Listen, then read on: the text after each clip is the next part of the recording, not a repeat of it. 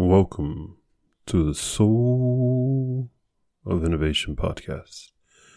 I am Thomas Anglero, and let me ask you, are you who you are in your thoughts all the time? Do you think one thing and behave in another way? Do you have these private thoughts, and yet when you open your mouth or with other people, you're not who you see yourself in your thoughts?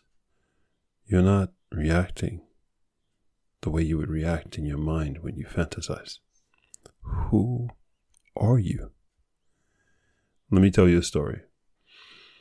The other day I went to get an MRI of my lower back. So for those of you who haven't taken an MRI lately, an MRI is when you lay down pretty much disrobed and they slide you into a machine that's a big magnetic machine, and it thumps really loud.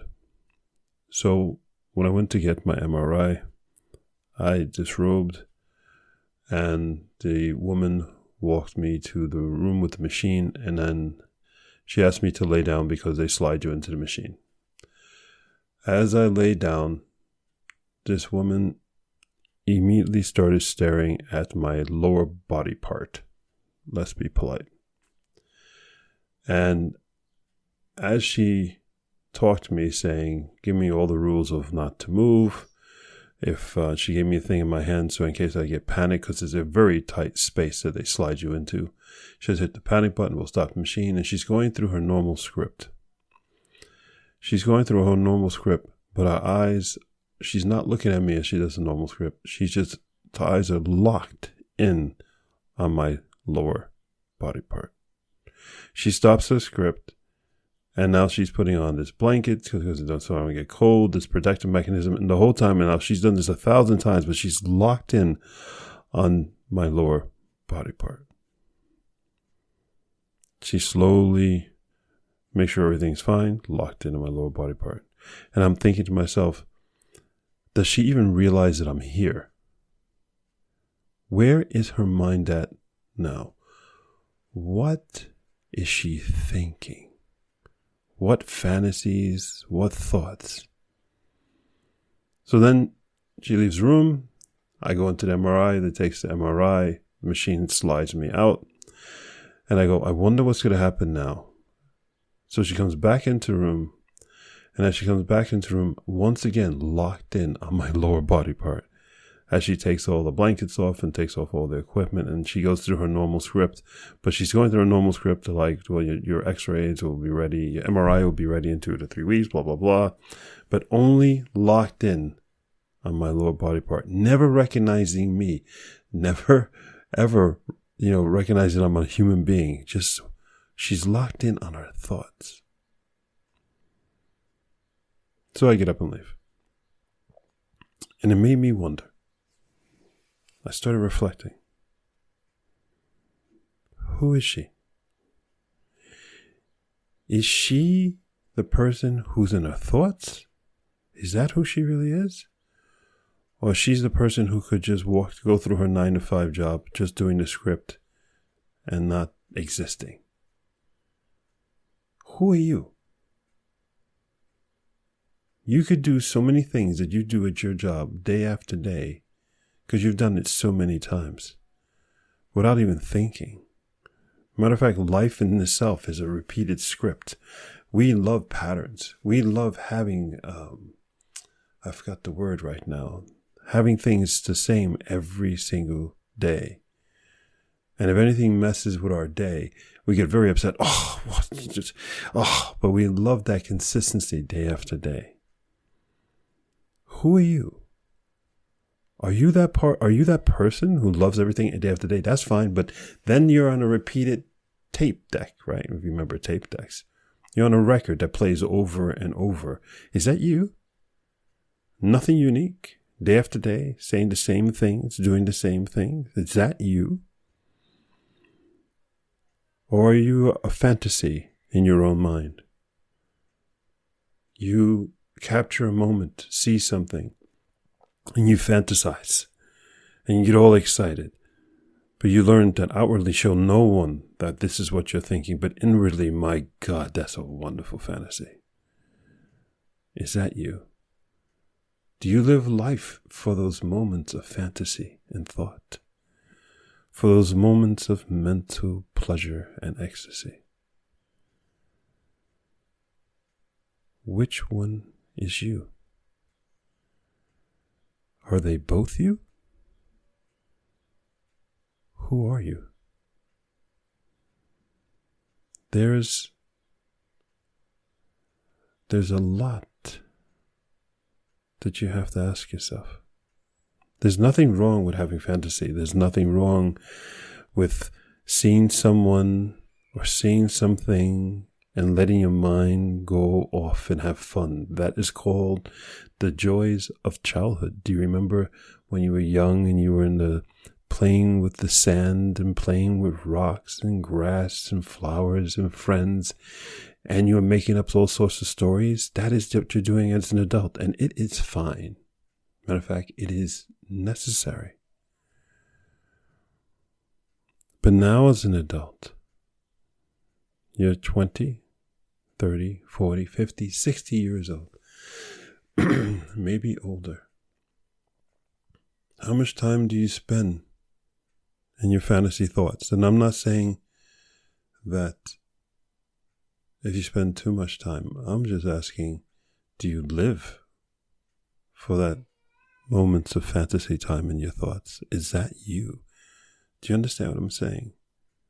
Is that time that you have those fantasy thoughts, that you see that someone? Did you stare at something? Do you look at a picture and you remember?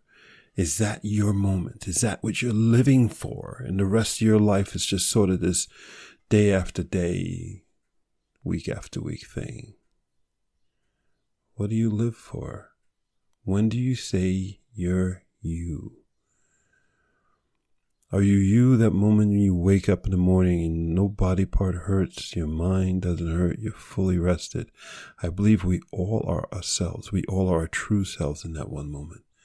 Before we think of the job we have to do, before we think of the work, the people, the kids, the bills, that one moment of pure relaxation, that is absolutely us. And right after that moment, and just before you remember all the pressures of life, do you think of something or someone or someplace? Is that you? And then when you open your eyes and you realize you're awake, do you work towards that goal? Do you work towards that person, that place, that something, that someone? Do you see, I think that young lady who taught me a lot while I was laying there and she stared at my body part. She taught me a lot. I would not have minded if she would have just looked me in my eyes and said something to me somewhere during that experience. Something showing me who she was. Any conversation. But instead she chose to ignore me. She chose her fantasy. And she ignored reality. Let's say I was let's say I was available. And let's say I found her attractive. Maybe that would have been our moment. And she blew it. She chose to be engrossed in her mental fantasy, when all she had to do was turn her head and look at my eyes, and it could have been a reality. Do you ever made that mistake? You chose your fantasy over reality. Are you choosing your fantasy now? Spending time in that place that you're thinking about that's yours, when all you have to do is turn your head a little to the left, and then it becomes a reality. For her, For all of us, it is that simple. That's all she had to do, and her fantasy would have become a reality. That is a shame, and you shouldn't live your life in shame. So the next time you find yourself enjoying your mental moment, I want you to think, what little thing I have to do, what the person I'm thinking about, the person I'm looking at, the person I'm fantasizing about, what do I have to do? The job I'm dreaming about, what do I have to do? That car that I want so bad, what do I have to do? That little thing I have to do in this moment to make it a reality. For that woman, she looked like she probably was single, living alone,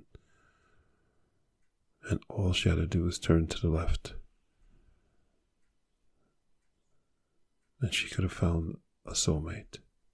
She could have been surrounded by love.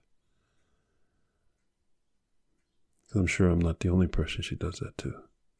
And yet she doesn't realize how close she is to fulfilling all her fantasy, her dreams, her lifelong ambition to be full of love and happiness.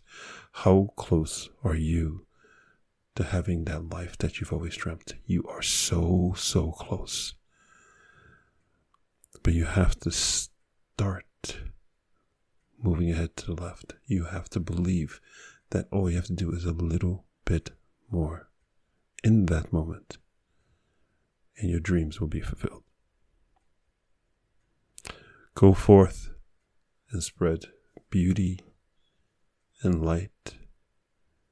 And when you spread it by being in the moment. The next time you fantasize, the next time you daydream, the next time you go, damn, I want that car, or whatever.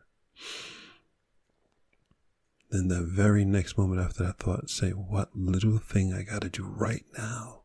What can I do right now that makes it my reality?